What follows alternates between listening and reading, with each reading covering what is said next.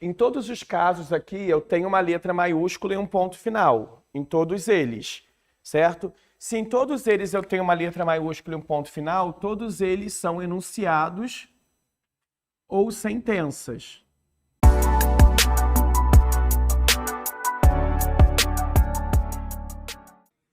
Gente, boa noite. Eu cheguei a passar para vocês o sujeito indeterminado, oculto. Oculto sim, né? O indeterminado também? Você pode conferir para mim, que eu estou nessa dúvida aqui. Boa noite a todos.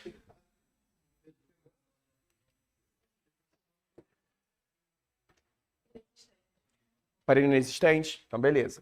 Bom, pessoal, conforme eu combinei com vocês, no início de toda a aula eu vou só relembrar rapidamente o que a gente já viu para poder continuar o que a gente vai fazer depois. Até porque, como a gente só tem uma aula por semana, é o tempo suficiente para dúvida aparecer, para esquecer as coisas, tá? Aí a gente, como eu já parei no inexistente, a gente terminou o primeiro bloco do nosso conteúdo. Na semana que vem a gente vai fazer exercícios sobre isso, até para ver se vocês têm realmente, se aquilo afixou na cabeça de vocês, tá bom? Então, eu vou botar umas frases aqui só para a gente lembrar tudo que a gente viu até aqui para poder continuar, porque a gente falou sobre os sujeitos. Agora a gente vai para o outro lado da frase, que são os predicados, certo? Então, para isso ser possível, vamos só relembrar até onde fomos. Oi. Redação. Aham. Pode ser escrita de forma sem ter ponto, né? Pode, desde que você diferencie a letra maiúscula da minúscula. Então, por exemplo, você vai falar assim, seria, por exemplo, assim, a fase, você escreveria o A maior e o restante menor. Mas você pode fazer assim, entendeu? O que... Hã?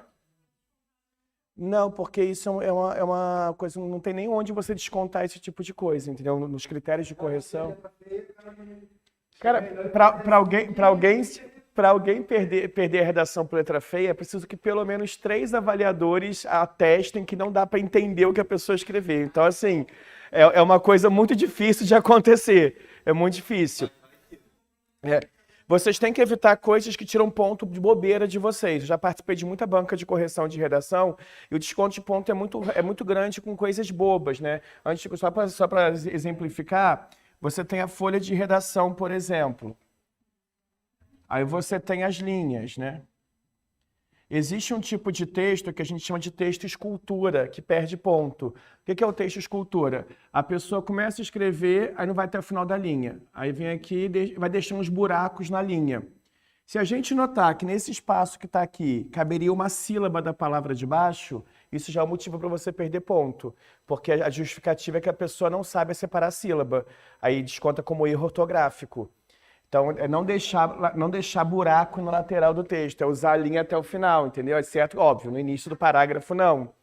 Uma outra coisa que é muito comum também, é a pessoa que escreve rápido, a pessoa faz assim, quer ver, por exemplo, ela colocou aqui, deixa lá, vem aqui, coração, aqui ficou são, aí ela colocou cedilha aqui embaixo, tá voando na linha de baixo. Aí ele continuou escrevendo, na linha de baixo apareceu um A, e não sei o quê.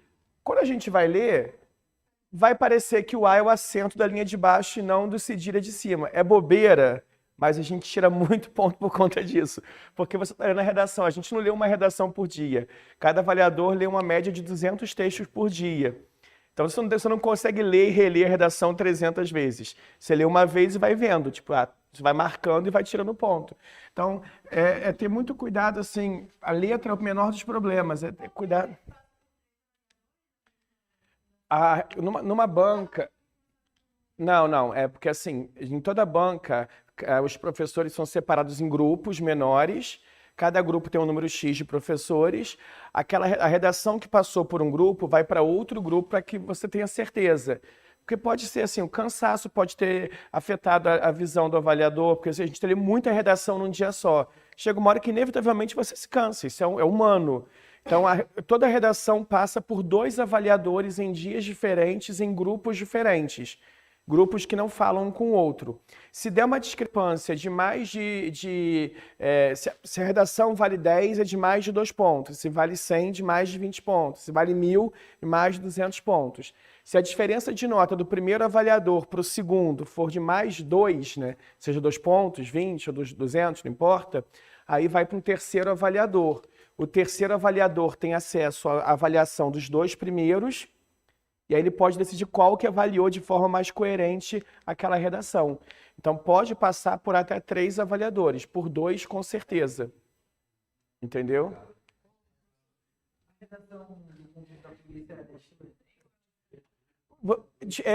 É o mesmo modelo de redação, é uma dissertação argumentativa. Só que no Enem você tem a obrigação de resolver um problema. O Enem vai te dar um problema social, você vai ter que explicar aquele problema e propor uma solução para ele. Na polícia não tem esse nos temas não tem esse tipo de coisa. Você pode, eu não sei se eu não te aconselho pelo tamanho da folha. As folhas de concurso não são muito grandes. Se você fizer muitos parágrafos, você vai ficar sem espaço para fazer a sua conclusão. É o mesmo tema para todos os candidatos. Não, é só o fechamento do texto. Tá?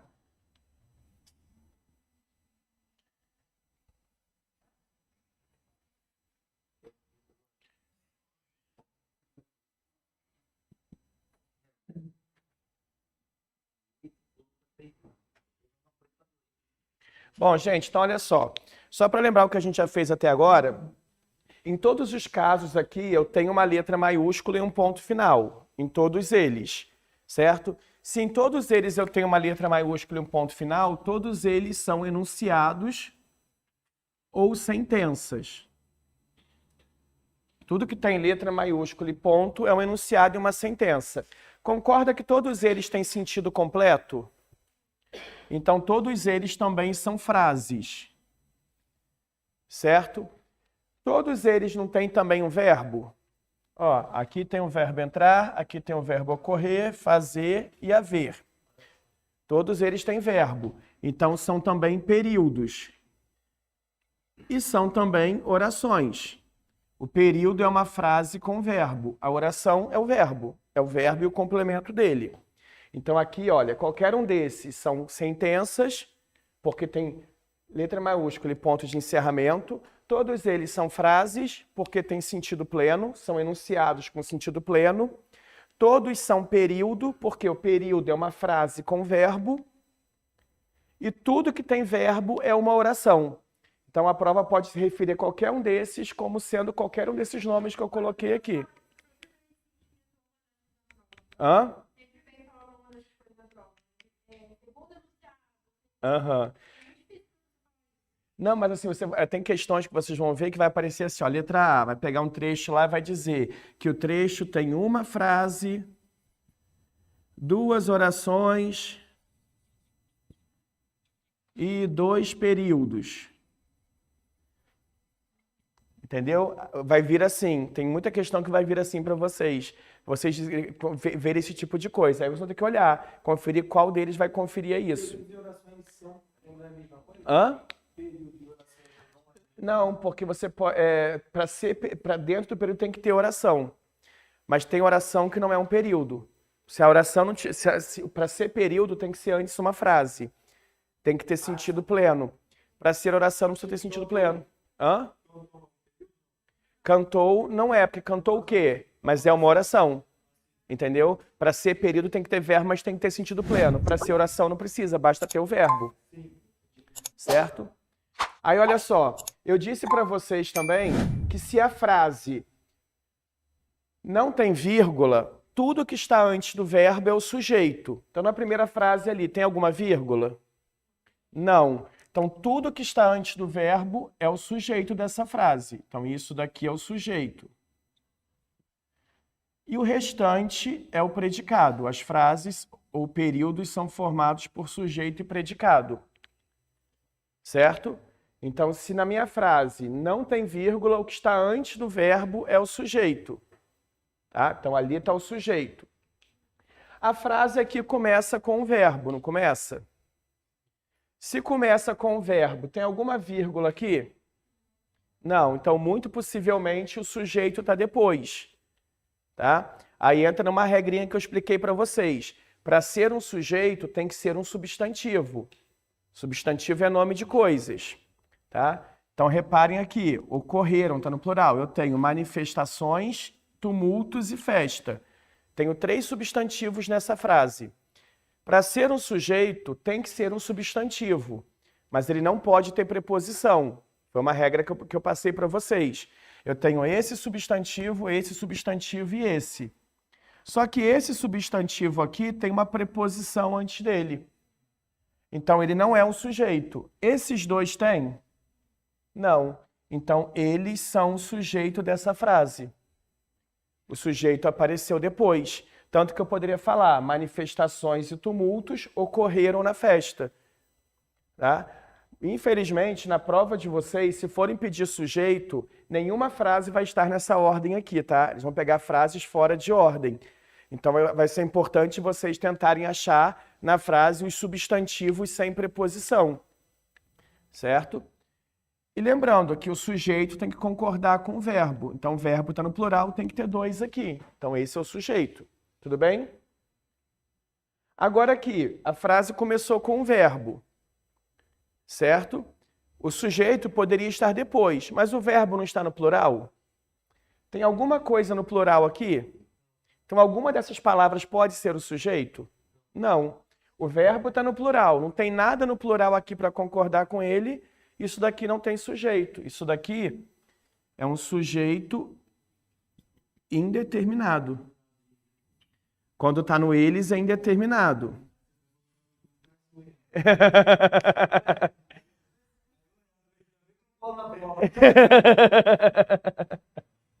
Lembrando que se o verbo estiver no equivalente ao eles e o eles não estiver escrito, o sujeito é indeterminado, não é oculto. Terceira pessoa do plural. Isso. Seria oculto. Fizemos uma pergunta, seria oculto. Mas quando eu coloquei o verbo no conjugado no equivalente ao eles e eu não escrevi nada, aí ele é oculto. Certo? Agora aqui, houve muita festa na rua. Não tem vírgula nenhuma. Tem como alguém haver alguma coisa? Tem como alguém praticar essa ação? Não. Eu expliquei para vocês que o verbo haver ele é impessoal, ou seja, ele indica ações que não podem ser praticadas por ninguém. Então, ninguém pode haver muita festa, ninguém tem como praticar isso. Então, se o verbo da frase é o verbo haver, a gente tem uma oração com sujeito inexistente. E por que é inexistente? Ninguém pode haver. É diferente de ser indeterminado. No indeterminado, alguém fez isso. Eu só não sei quem é. Entra também aí fenômenos da natureza, não é isso? Fenômenos naturais também. Chover, nevar. Exatamente. Também são inexistentes. Tá? Na semana que vem a gente vai fazer exercícios sobre essas coisas todas. Aí vocês vão ver se vão ter dúvida ou não, que eu estou só falando por alto para a gente poder continuar. Né? Que a gente tem muita coisa para ver pela frente, eu não posso ficar parando o tempo inteiro.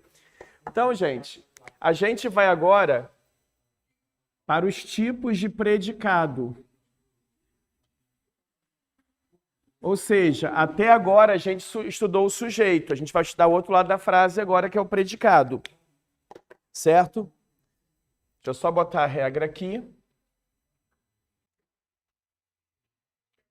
A língua portuguesa tem 2 tipos de verbo, o verbo de ligação e o verbo de ação. É o tipo de verbo que determina qual é o tipo de predicado que a gente tem. Tá? Nós temos 2 tipos de verbo, o verbo de ligação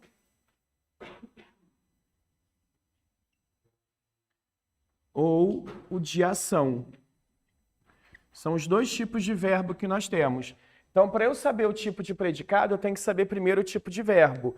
E aí vem uma pequena dica. Muitos de vocês, quando estudaram na escola, seja recentemente ou não, antigamente havia um jeito de explicar verbo de ligação que hoje em dia a gente considera como errado, porque faz parecer que um verbo de ligação é um grupo limitado.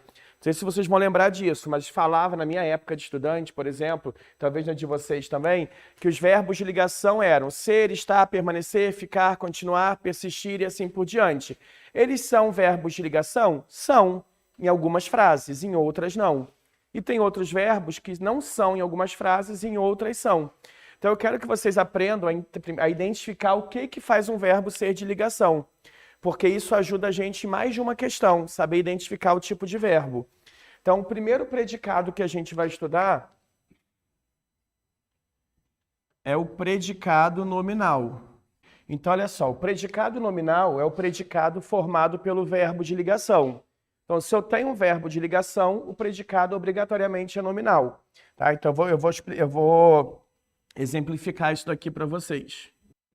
Olha só, reparem que eu botei aqui duas frases com o mesmo verbo no mesmo tempo verbal, porque em uma frase ele é um verbo de ligação, na outra não.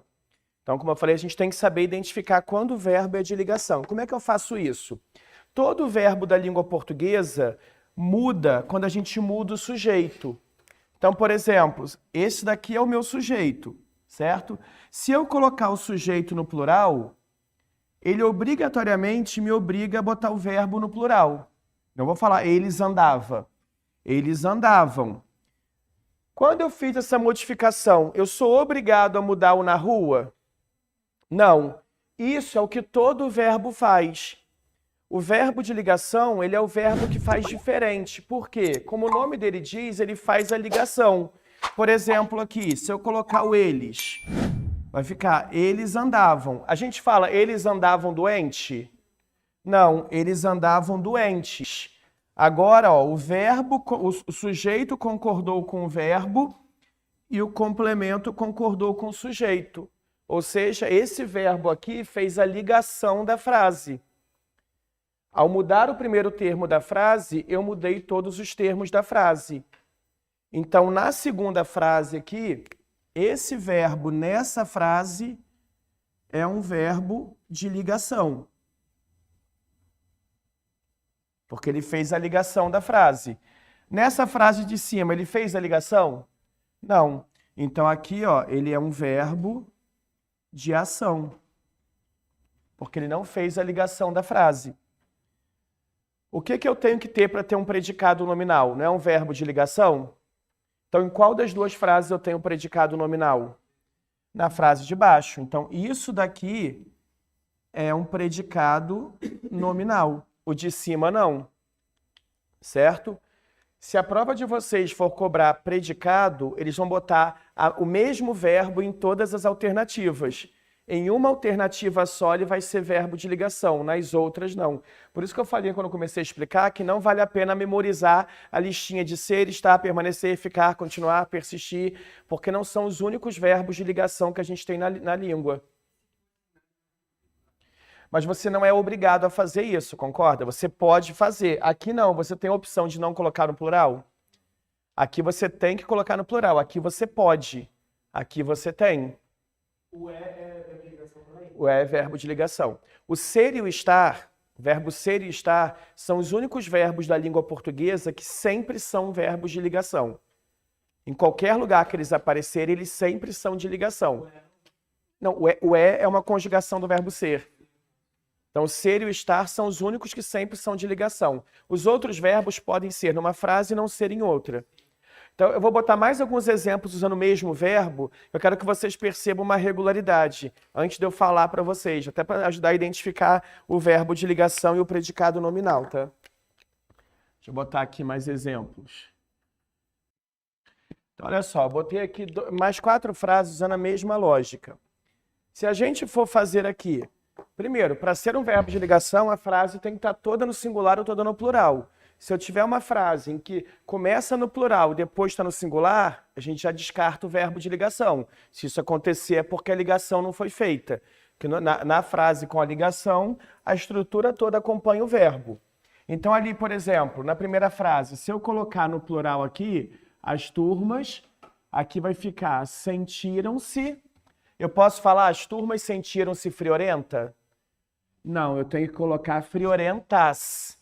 Ou seja, aqui foi feita a ligação, certo? Se foi feita a ligação, aqui eu tenho um verbo de ligação e automaticamente isso daqui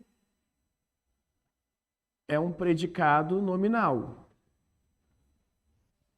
Aqui embaixo, se eu colocar a turma no plural, as turmas sentiram, preciso colocar frio no plural? Não, então aqui não é um verbo de ligação. certo? Então não é um predicado nominal. Aqui, elas leram. Sou obrigado a colocar felicidade no plural? Não. Então isso aqui não é um verbo de ligação, não é um predicado nominal. Aqui, elas leram felizes. Aqui eu tenho um verbo de ligação e isso daqui é um predicado nominal. Certo? Muitas vezes que tiver infinitivos tornados, sempre tem, quase sempre tem que mudar a fazenda. Não sempre, em alguns casos sim. Existe uma outra coisa que indica para você que o verbo vai ser de ligação. Repare em todas as frases que eu tenho verbo de ligação aqui. Na letra B, eu tenho um verbo de ligação. Depois do verbo, eu tenho um adjetivo. Doente é um adjetivo. Aqui, depois do verbo, eu tenho friorenta. Friorenta é um adjetivo. Aqui, depois de leu, eu tenho feliz. Feliz é um adjetivo. Isso não é aleatório. Lembra que na primeira aula eu falei com vocês que na língua portuguesa o que determina o que a palavra seguinte é o que a palavra anterior for? Não é coincidência o fato de todos os verbos de ligação terem um adjetivo depois. Por que isso acontece? É o adjetivo depois que torna o verbo um verbo de ligação. O que significa que, na prática, sempre que eu pegar um verbo e colocar um adjetivo depois, eu vou transformar esse verbo num verbo de ligação. Então, verbo de ligação sempre vai ter um adjetivo depois dele, porque é o adjetivo que faz ele ser um verbo de ligação. Exatamente. Aqui, por exemplo, ó, rua é um substantivo. Frio é um substantivo. Felicidade é um substantivo. Eles não criam predicados nominais. O adjetivo cria. O substantivo então não varia. Ele até varia, mas não com o verbo. Exatamente. Só o que veio antes do verbo que varia com o verbo. O substantivo que vem depois, não.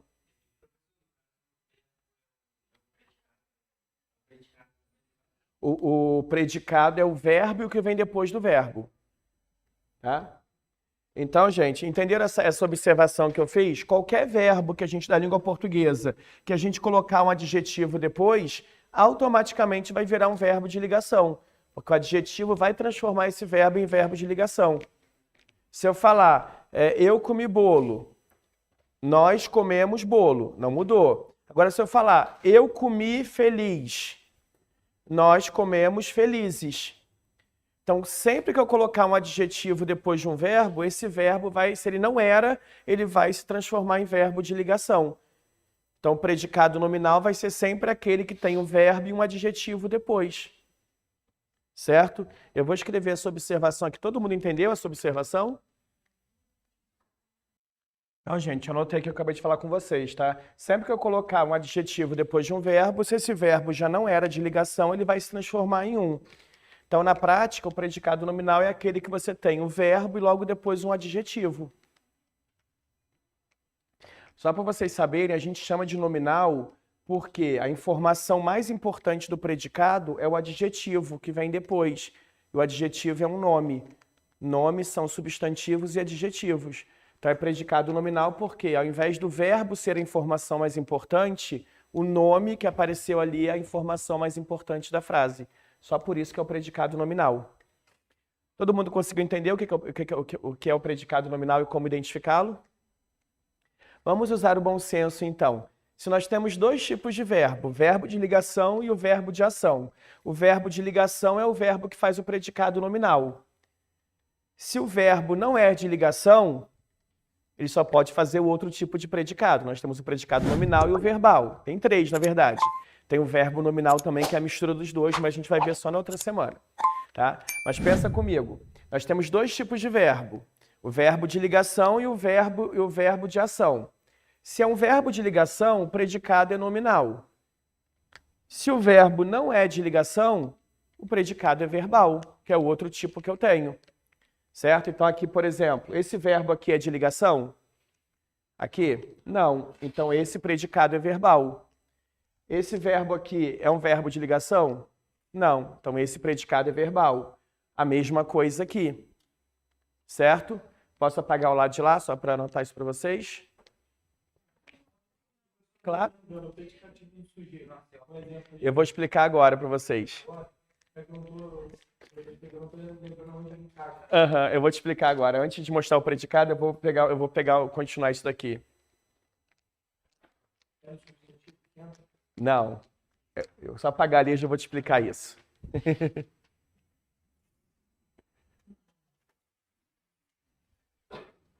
Gente, o ali é um advérbio. O advérbio nunca tem plural. Então, mesmo que a gente passe para o plural, o ali nunca passaria, porque como advérbio ele não passa, tá? Vocês concordam que nessa frase aqui eu tenho o parada e o bela, que os dois são adjetivos? Bela é um adjetivo, que é uma característica da moça, e parada também é um adjetivo. Certo? Que é como ela estava. Concordam? Se eu fizer essa frase sem o bela, a frase continua existindo? Olha lá, uma garota permaneceu parada ali. Então, concorda que esse adjetivo, ele pode ser omitido. Ele é omitível, vamos dizer assim. Concordam? Esse daqui eu posso retirar? Uma bela garota permaneceu ali? Exatamente. Então, esse daqui é obrigatório nessa frase. Certo? Respondendo a sua pergunta, o adjetivo tem duas funções na língua portuguesa. Quando ele é obrigatório na frase,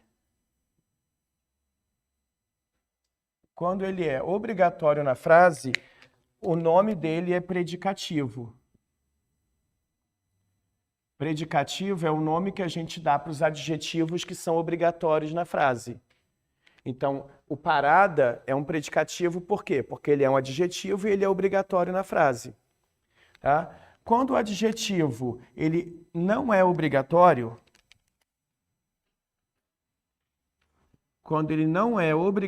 na frase, a gente o chama de adjunto. Adjunto significa termo que não é obrigatório. Adnominal. Ou seja, ele é um termo não obrigatório que acompanha o nome.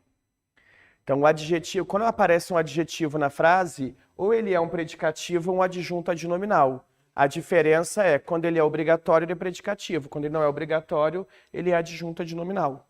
E quando ele está voltando para o sujeito, ele fica aí. O predicativo do sujeito. A gente vai chegar nessa parte ainda. Então, aqui, por exemplo, eu posso tirar esse adjetivo? Falar, ele andava? Sem contexto? Então, aqui tá sem contexto. Então, pensa, faz sentido? Não. Então, ele é um adjetivo obrigatório. Então, ele é um predicativo nessa frase. Aqui também, friorenta é um predicativo. Aqui também, feliz é um predicativo. Porque esse adjetivo, esse e esse são obrigatórios nessas frases. Certo? Então, sempre que você pensar em predicativo, pensa, o adjetivo aqui é o predicativo. Sempre que ele for obrigatório. Tá? Todos entenderam isso? Eu posso concluir, portanto, que sempre que eu tenho um verbo de ligação, eu tenho depois um predicativo. Certo? Hã? Seria muito mais fácil. Mas eu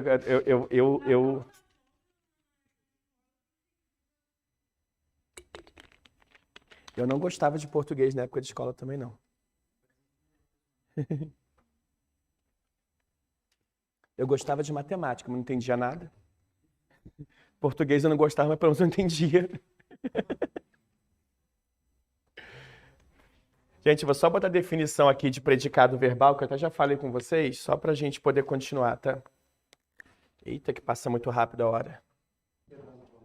Então, gente, se o verbo é de ligação, o predicado é nominal. Se o verbo é de ação, o predicado é verbal. Tá? Os dois primeiros tipos de predicado que nós temos são esses. Posso apagar aqui só para botar mais alguns exemplos? Só para testar se vocês estão... Hã? Não com o nome de verbo de ação. Vai aparecer como verbo de ligação, sim. Na prova vai aparecer como verbo transitivo e intransitivo. Hã? É porque é um nome genérico, porque assim, você estudou com o nome de verbo transitivo e verbo intransitivo. Os verbos transitivos e... Hã? Os transitivos e intransitivos são verbos de ação. Os de ação se subdividem em transitivos e intransitivos. Mas eu ainda vou fazer essa subdivisão com vocês. Eu quero primeiro explicar a lógica de achar o predicado antes de aprofundar mais nos outros itens. Posso apagar aqui no meio?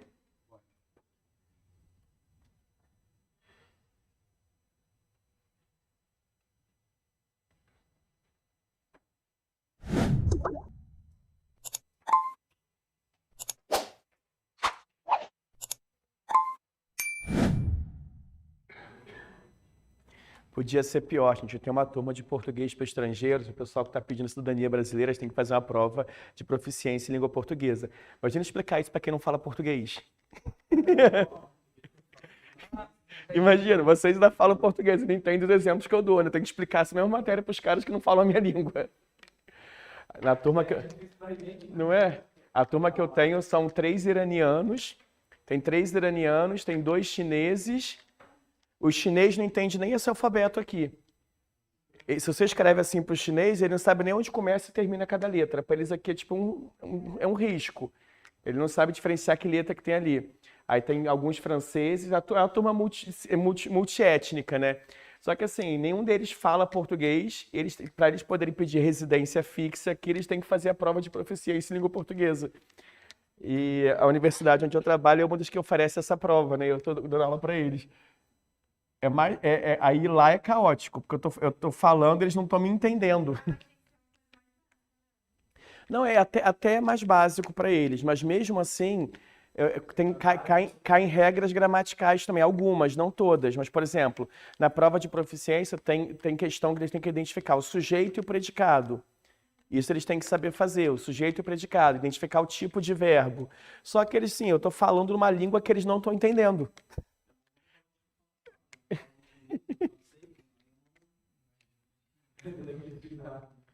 Não, e o pior que por lei, eu não posso nem ajudar, porque mesmo assim, eu sou fluente em alemão, dou aula de alemão, eu poderia ajudar quando tem alemão, eu sei falar inglês também.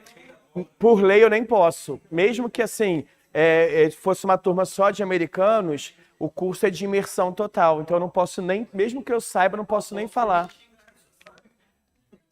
É mais fácil eu fazer isso.